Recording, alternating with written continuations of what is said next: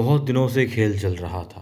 कान के पीछे बातें होती हैं, साजिश रची जाती हैं, मगर कोई बेनकाब नहीं कर पाता क्या चल रहा है। घर के भेदियों द्वारा कोई जान नहीं पा रहा था। लेकिन दोस्तों, अब सबूत मिल चुका है। जी हाँ, देवी अहिल्या का कुदरत भी सहयोग कर रही है और यही वजह है कि मल्हार राव सूबेदार जी के सामने सबूत आ जाता है। पहले तो कुदरत ने देवी अहिल्या को बचाया जिंदा, क्योंकि जिंदा गाड़ दिया गया था ज़मीन में और पत्तों से ढक दिया गया था।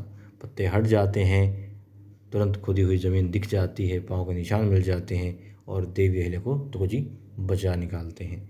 अब बात है कि गुन्नू जी और श्रीमंत के फंसने की।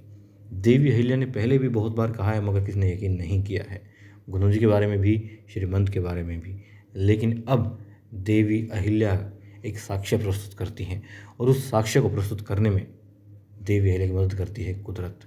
जी हाँ दोस्तों, अक्सर ऐसा ही होता है। जब आप कुछ अच्छा करते हैं तो कुदरत आपके लिए नए नए रास्ते खोलती हैं आगे बढ़ने के, और जब आप गलत होते हैं तो कुदरत आपको बेनकाब करने के लिए, आपको रोकने के लिए, आपको गलत कार्यों में और संलिप्त न होने के लिए रोकने के लिए बहुत सारे कार्य करती हैं। ठीक इसी तरीके से अब देवी अहिल्या के लिए भी कुदरत अपना कमाल दिखा रही है। जी हाँ, देखिए, एक पैगाम भेजा था कबूतर के माध्यम से गुन्नू जी ने कि देवी अहिल्या महल से निकल चुकी है और देवी अहिल्या को जिंदा गाड़ दिया है। ये पैगाम वापस भेजा था श्रीमंत ने महल में।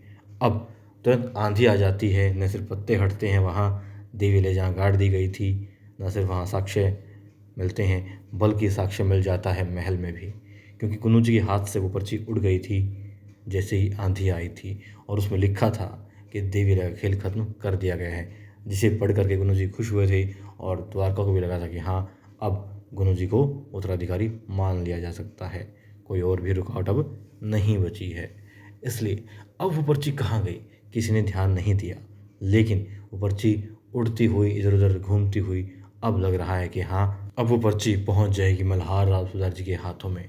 चाहे गंगूबा को पहले मिले या किसी और सैनिक को मिले, गुप्तचर को मिले, लेकिन वो पहुंचने वाली है मल्हार राव सूबेदार जी तक, और पहुंचेंगी तभी यकीन करेंगे। जी हाँ, जब पहुंचेंगी तभी यकीन करेंगे मल्हार राव सूबेदार जी देवी अहिल्या की बातों पर, उनकी सच्चाई पर, और पर्दा उठेगा तभी श्रीमंत और गुन्नू जी की साजिश से, क्योंकि बिना सबूत तो वो मानने वाले हैं नहीं। और इससे बड़ा सबूत, साक्ष्य भला और क्या हो सकता है कि मल्हार राव सूबेदार जी के हाथों में एक चिट्ठी हो जिसमें बताया गया हो कि हाँ, अहिल्या का खेल खत्म कर दिया गया है और तुम्हारी सूचना बिल्कुल सही थी।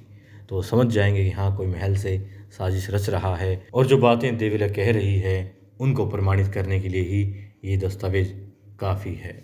उम्मीद तो यही दोस्तों कि साक्ष्य मिल जाएगा, वरना उसका उड़ने का क्या औचित्य था। उसे गुन्नू जी खा भी सकते थे, फाड़ भी सकते थे, मगर नहीं, आंधी आती है और उसे उड़ा ले जाती है।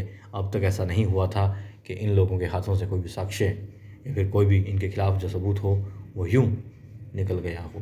पहली मर्तबा ऐसा हुआ है। उम्मीद यही है कि यही दिखाया जाएगा, उस दस्तावेज के हाथों ही देवी अहिल्या इन दोनों को बेनकाब कर पाए और मल्हार राव सूबेदार जी को यकीन दिलवा पाए।